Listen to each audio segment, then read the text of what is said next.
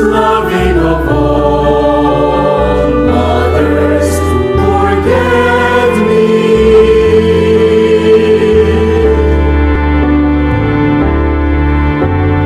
Grant to me, I implore you, your perpetual help in all my necessities.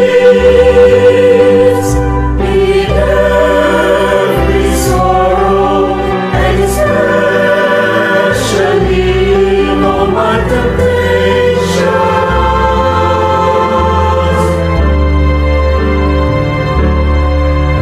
I ask for your ceasing hand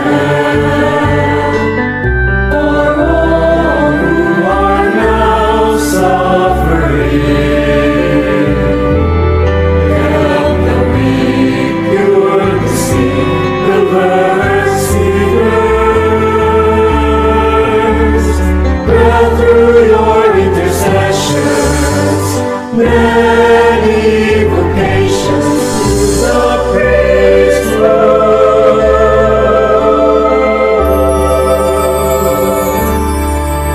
Obtain for us, O Mary, help of Christians, that having invoked you on earth, we may love and eternally thank you.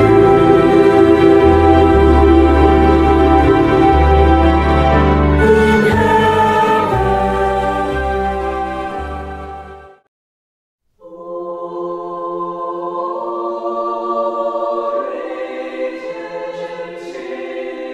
There were certain times and places in history when communities of Christians have experienced the power of Mary's intervention in most dramatic ways. One of the greatest victories of all time took place at the naval battle of Lepanto in Greece. A mighty Turkish fleet threatened to invade and overrun all of Europe. Saint Pope Pius V called for rosary crusades and Blessed Sacrament processions everywhere. The Christian forces aboard their tiny fleet publicly prayed the rosary and received the sacraments before going into battle against their enemies who outnumbered them with bigger and more powerful ships. At first, the Christian fleet fared badly, but suddenly, in the midst of battle, the wind which had been against them changed in their favor. This threw the Turkish fleet into confusion, with one ship shooting another. As the battle raged into the late afternoon, a great storm arose, sinking many more of the Turkish ships. Finally, the few that remained fled in confusion, and the boastful Turkish power over the Mediterranean was broken. To commemorate the victory of the naval battle in Lepanto, Pope Pius V ordered the institution of the Feast of the Most Holy Rosary on October 7, 1571, and the addition of the invocation Auxilium Christianorum Ora Pro Nobis in the Litany of the Blessed Virgin Mary.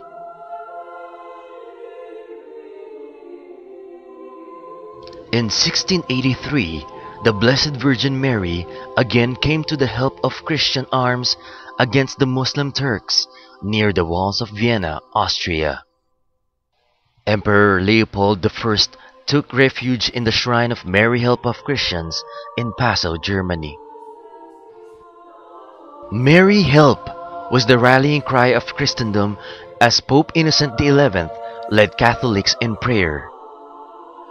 And through the help of the Blessed Mother, Vienna and the whole of Europe were miraculously freed. In thanksgiving, Pope Innocent XI formed the first confraternity of Mary Help of Christians. The first shrine in honor of Mary Help of Christians was constructed from 1624 to 1627 on a hill overlooking Instad Passau, Germany. The shrine housed the copy of the miraculous painting of Lucas Cranach the Elder. The painting entitled Maria Hilf, or Help Us Mary, became the rallying cry to live through the difficult 30 Years' War in Germany.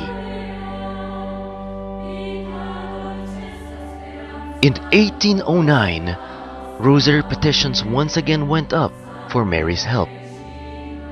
Emperor Napoleon Bonaparte had responded to his excommunication by abducting Pope Pius VII with the intention of pressuring him to sign a treaty that would give the emperor powers over the church and state in France and in all conquered territories.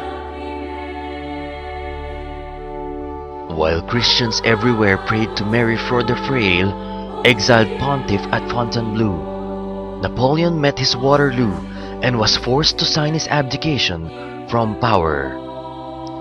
On May 24, 1814, Pope Pius VII returned home from his 5-year exile to a tumultuous reception in Rome.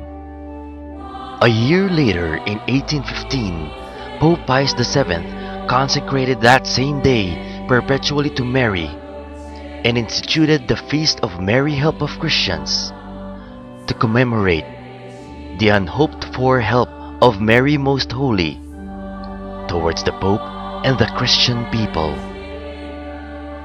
In due time, other dioceses and entire nations followed suit and initiated yearly celebrations of the same feast. In 1948, bishops in Poland asked the Holy See to extend the religious group and celebration of the Feast of Mary Help of Christians to their nation. One of the signatories of the petition was a newly elected bishop by the name of Karol Wojtyła, the late Pope John Paul II. Other nations, such as Australia and Colombia, adopted Mary Help of Christians as their national patroness. Saint John Bosco, the man destined by God to be an apostle of Mary Help of Christians, was born on August 16, 1815 in Becchi, Italy, the same year that the Feast of Mary Help of Christians was instituted. Had Don Bosco not given new interest in the propagation of devotion to Mary Help of Christians, it might have remained in obscurity.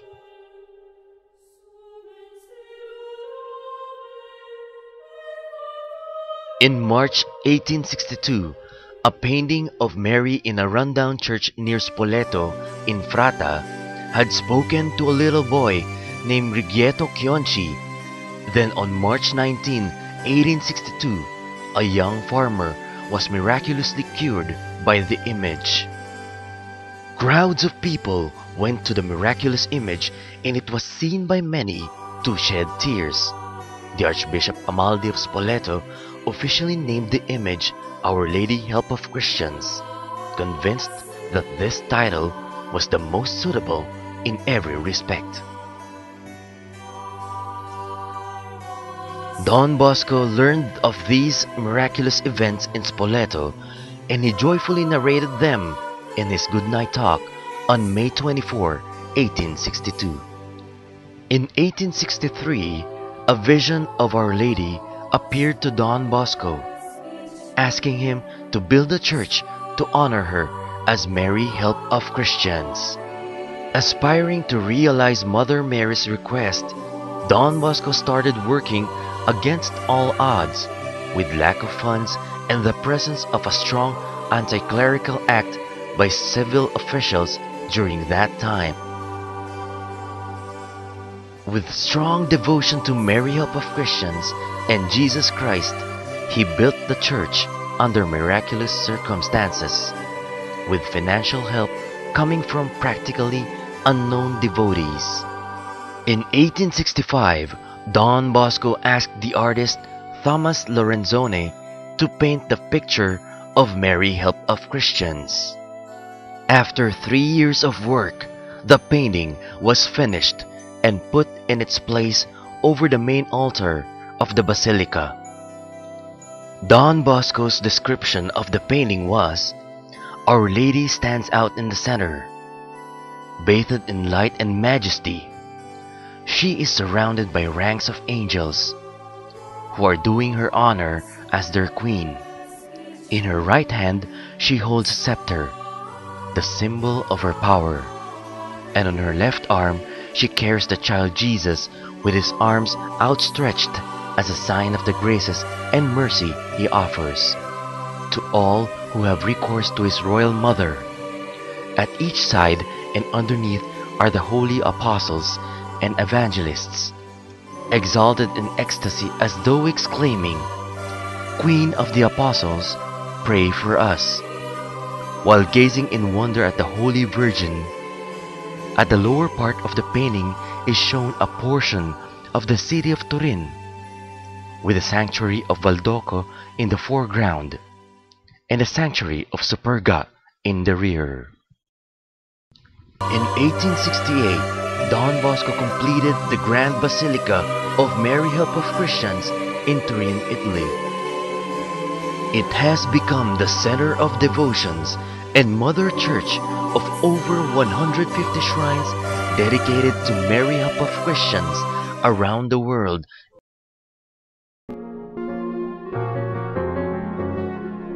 Most Holy Virgin Mary, Help of Christian, how sweet it is to come to your feet imploring your perpetual help. If earthly mothers cease not to remember their children, how can you, the most loving of all mothers, forget me? Grant then to me, I implore you, your perpetual help in all my necessities, in every sorrow, and especially in all my temptations. I ask for your unceasing help for all who are now suffering. Help the weak, cure the sick, convert sinners. Grant through your intercessions many vocations to the religious life. Obtain for us, O Mary, Help of Christians, that having invoked you on earth we may love and eternally thank you in heaven. Amen.